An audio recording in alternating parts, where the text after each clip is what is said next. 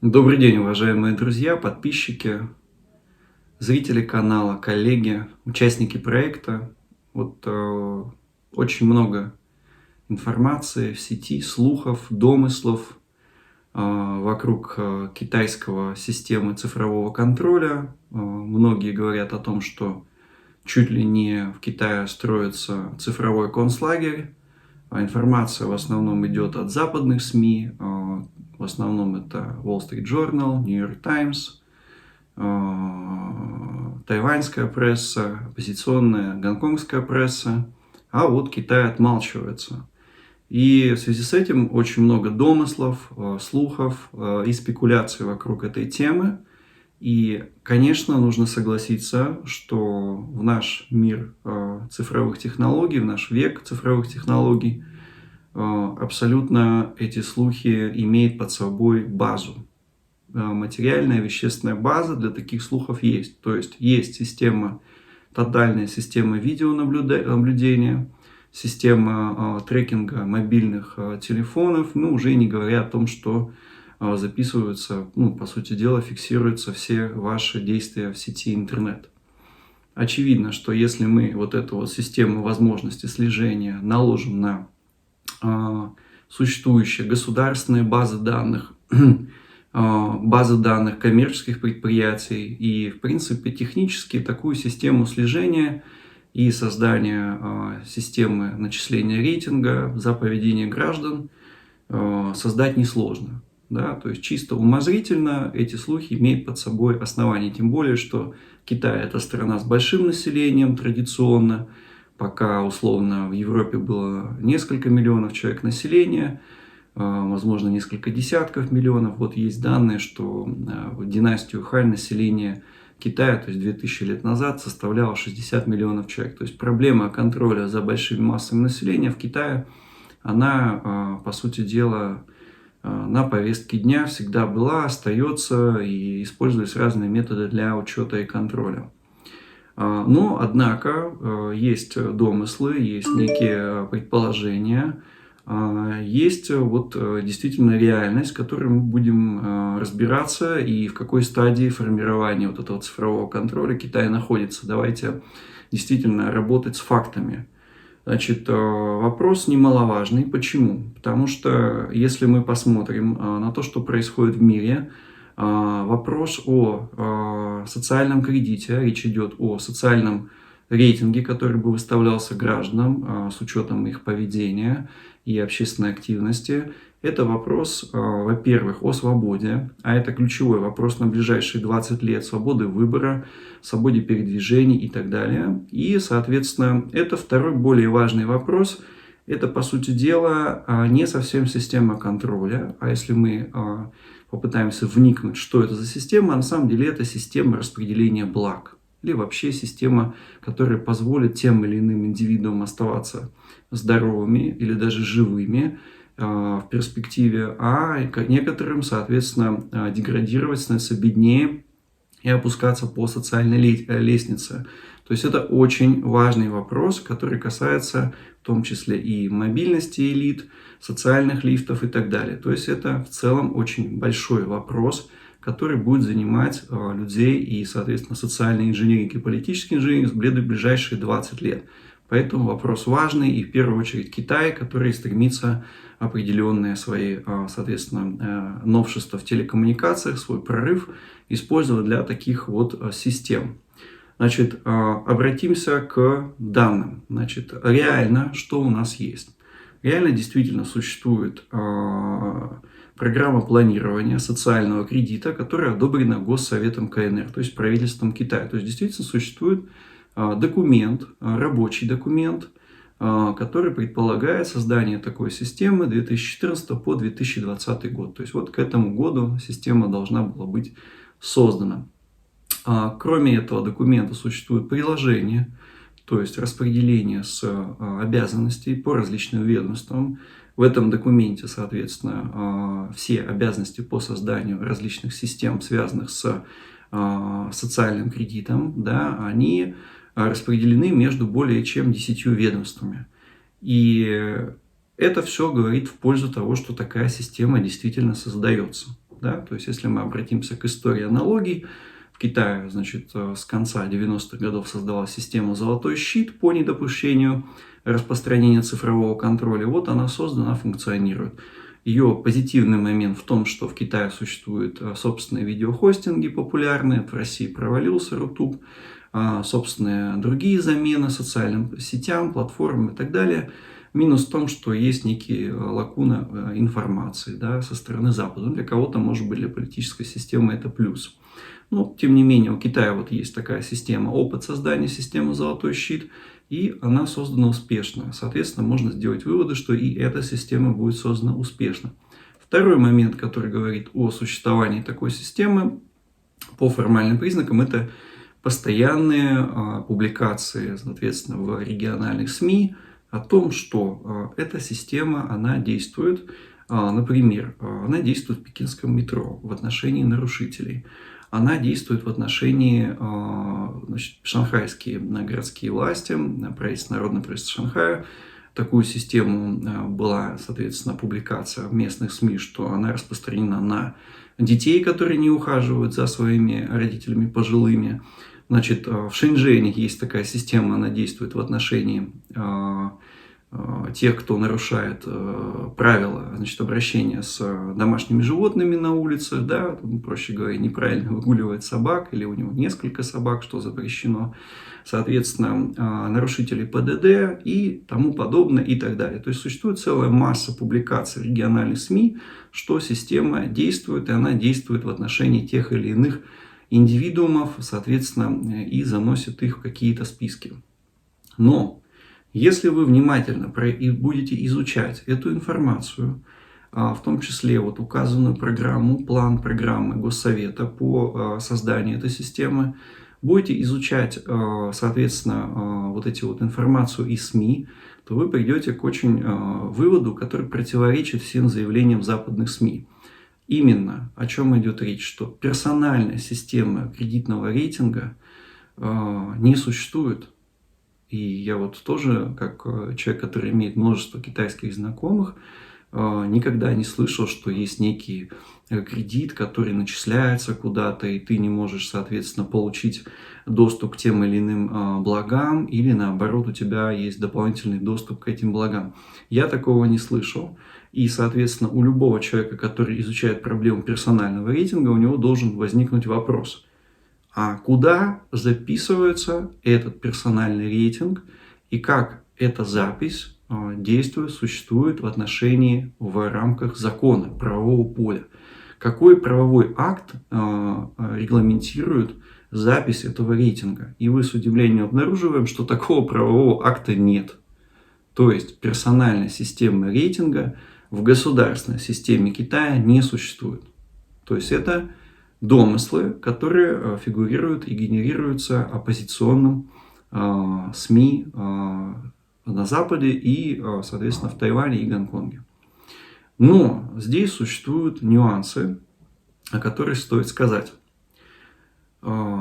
Действительно, чтобы вам записывать персональный рейтинг в вашу учетную запись, эта учетная запись, то есть цифровая личность человека в государстве, должна быть каким-то образом формализована с юридической точки зрения. Она должна быть в правовом поле. Ее в правовом поле не существует.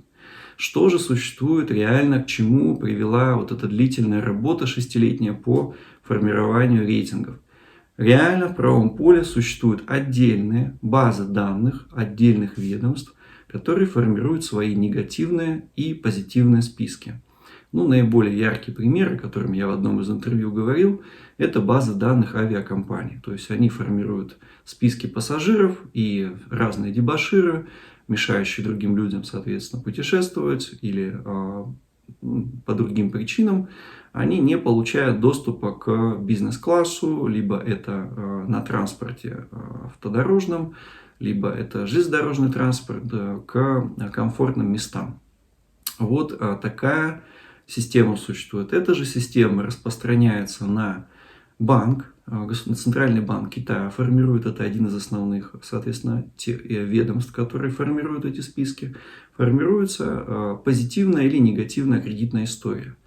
исходя из баз данных государственных органов власти, то есть судебных решений, единая база данных судебных решений, единая база данных, собственно, Центрального банка Китая о неблагонадежных, неблагонадежных лицах, не вернувших кредиты и так далее.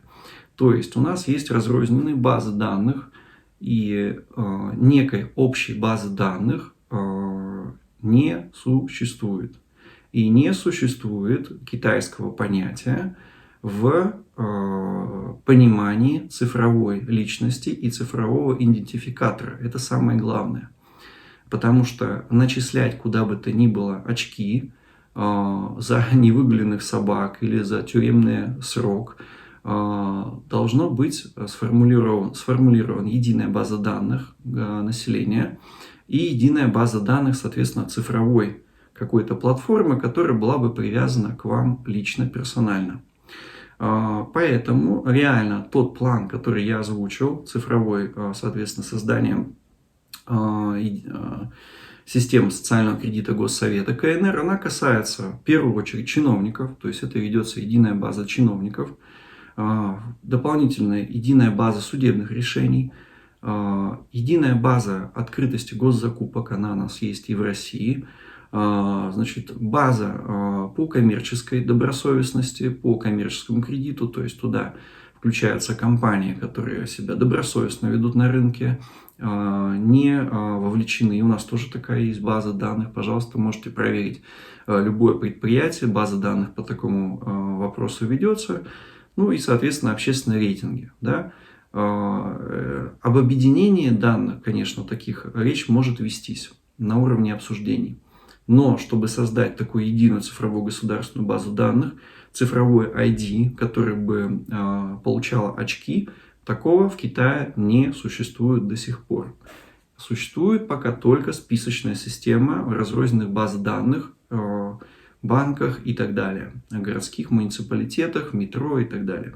То есть не существует единой базы. И более того, самый главный вопрос, к которому мы подходим, это вопрос о том, а какое ведомство должно будет обладать такой возможностью давать очки общественным личностям или юридическим лицам. Или два, возможно, таких ведомства. Суперведомство, которое будет по юридическим лицам вестись, и по физическим лицам. Кто получит вот эту вот власть над людьми, по сути дела, распределять какие-то блага, соответственно, их рейтингу, кто это ведомство. И вопрос этот самый главный, на самом деле, возможно, который может стать предметом самых острых дискуссий в ближайшие 20 лет, когда будет формироваться и использоваться эта система. А то, что она будет формироваться и использоваться вот именно потому, что есть основания для в виде баз данных и системы слежения, то, что такая система будет формироваться, это очевидно. Но, опять же, вопрос политический. Почему она до сих пор не сформирована? Потому что нет ответа на то, кто это ведомство, которое бы решало бы это все за все остальные ведомства. Потому что мы знаем, что политическая ситуация в Китае неоднозначная, вопреки заявлениям наших определенных, скажем так, исследователей, если их так можно назвать. В Китае далеко не одноцветное политическое поле. Это очень сложный и очень сильно конкурирующий внутри себя политический организм. И вопрос о том, какое ведомство будет решать, кому зачислять очки и кому, соответственно, процветать, подниматься по социальной лестнице, а кому нет, на этого вопроса ответа нет. Но есть претенденты, которые ведут борьбу за, возможно, потенциально принятие решений по тем или иным личностям и юридическим лицам. Но перед тем, как говорить о конкретных претендентах, надо сказать о том, что существуют частные компании, которые ведут аналогичную работу на частном уровне. И вот уже там-то, где нету внутри корпорации борьбы, такие рейтинги суммарные, то есть составные компонентные рейтинги уже существуют. Ну, в первую очередь это корпорация Alibaba, самый большой, соответственно, партнер российского Сбера на территории Китая. Корпорация Alibaba также очень, можно эту корпорацию назвать плодом сотрудничества Японии и Китая, потому что большая ее часть принадлежит из крупных стейкхолдеров, это владельцев акций, это SoftBank японский, и Alibaba очень сильно представлен на американском фондовом рынке. То есть вот эта корпорация действительно придумала единую систему рейтингов. Называется она Джима Синью, то есть система кредитного рейтинга кунжут. Джима это кунжут. Или по-английски называется Sesame Credit. Она подразумевает начисление рейтингов своим, соответственно, участникам этой системы, поскольку Alibaba очень много охватывает сфер жизни. Это и, соответственно, такси Didi Dachi, сервис Didi, который недавно появился в России, пытается здесь какую-то долю рынка получить. Это также и площадки оптовой торговли, это площадки розничной торговли Taobao, ну и это много чего еще. Ну и, собственно говоря, реализует этот сервис персонального кредитного рейтинга. Это компания Ant Group, соответственно, Муравей, если перевести на русский язык. Это финансовая, соответственно, дочерняя компания Alibaba. Она является, скажем так, единственным крупным системой, которая реализует полноценный суммарный рейтинг на каждую личность.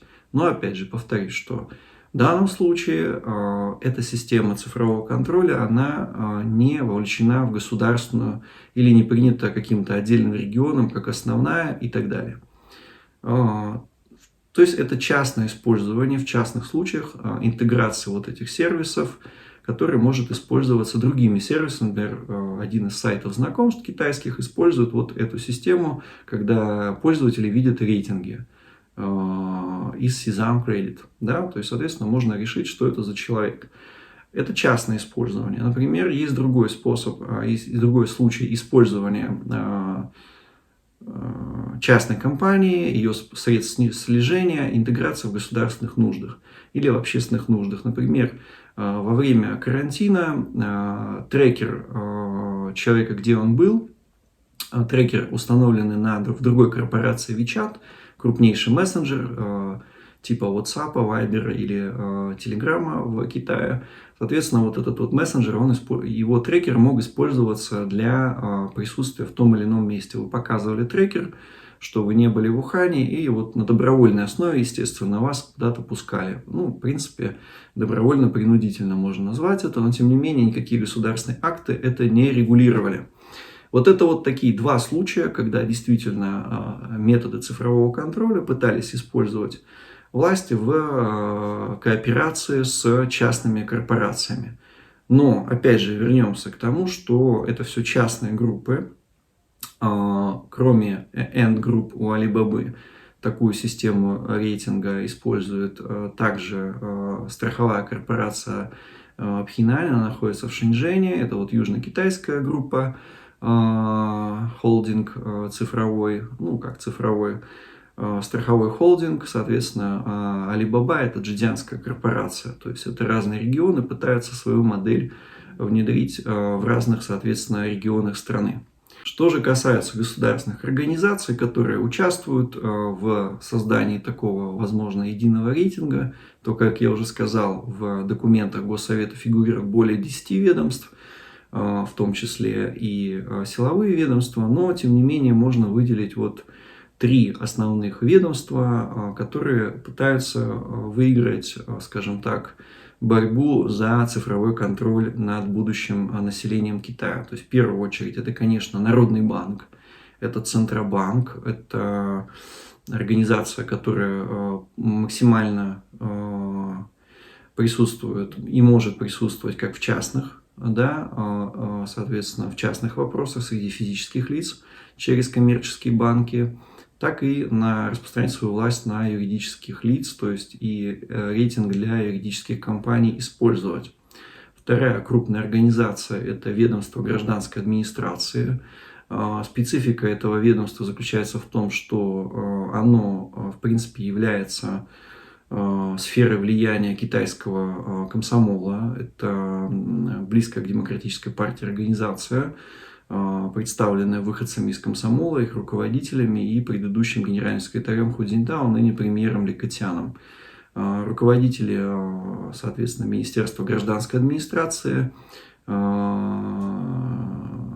Мин Джинпу, они, соответственно, руководят этой организацией с 2003 года по 2019 год. Это только руководители комсомола. То есть это стандартная вот такая вот либо синекура, либо сфера влияния комсомола. Действительно, если мы посмотрим, то первые пилотные эксперименты по ведению такого именно социальной части рейтинга, они происходили, именно контролировались из местных отделений вот Министерства гражданской администрации.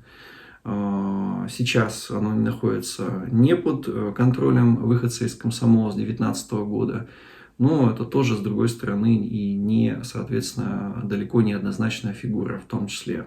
Ну и третье ведомство – это Комитет по развитию и реформам. Аналог Министерства экономического развития, бывший Госплан китайский, это группа, лояльная к нынешнему руководителю Си Цзиньпину. Вот эти три группы, они пытаются, соответственно, максимально воздействовать на создание этого рейтинга. Но еще раз повторюсь, что в конечном счете, во-первых, система не создана до конца, хотя имеются предпосылки. Нету открытой дискуссии, имеет ли государство право такой доступ гражданам предоставлять или отказывать в нем, распределять социальные блага в соответствии с их поведением, по сути дела. Социальная позиция человека становится некой валютой. Такой дискуссии открытой нету. Но очевидно, что вероятность, что такая дискуссия будет открыта в ближайшие несколько лет и что будет происходить определенное формирование такой системы, она существует и она достаточно высока. Вероятность того, что какое-то одно ведомство будет принимать все решения в этой системе, она крайне мала, хоть и существует. Скорее всего, это будет создан некий коллективный орган, который будет эти очки формировать. И вероятно, что в нем также будут присутствовать выходцы, представители от всех организаций, и уже, соответственно, на основе коллективных каких-то решений формировать вот эту систему. Но то, что она будет формироваться, это очевидно. Формироваться она будет в самое ближайшее время. Этому будет способствовать общее ухудшение экономической ситуации в Китае и в мире, когда уже будет сложно, соответственно, обеспечить всеобщее распределение благ, всеобщее благоденствие, бесконечные социальные лифты, и когда нужно будет на основании формальных каких-то показателей решать о предоставлении права на высшее образование, на посещение, на среднее образование, детские сады. И учитывая специфику Китая, его этических норм, то, скорее всего, рейтинг будет распространяться и на возможность иметь детей. Мы знаем, что в Китае ничто возможно все, и политика ограничения рождаемости тоже существовала, правда, она сейчас смягчена до 2 детей, но, тем не менее, очевидно, что рейтинга хватит самые разные социальные сферы. Что вы думаете о социальном рейтинге в Китае? Что вы думаете о том, что происходит в России? Возможно ли введение такого социального рейтинга в России? Что может препятствовать введению социального рейтинга? Как его можно сделать лучше? Пишите свои комментарии, ставьте лайки, подписывайтесь на канал. Если хотите поддержать канал, становитесь спонсором, участником проекта. Спасибо.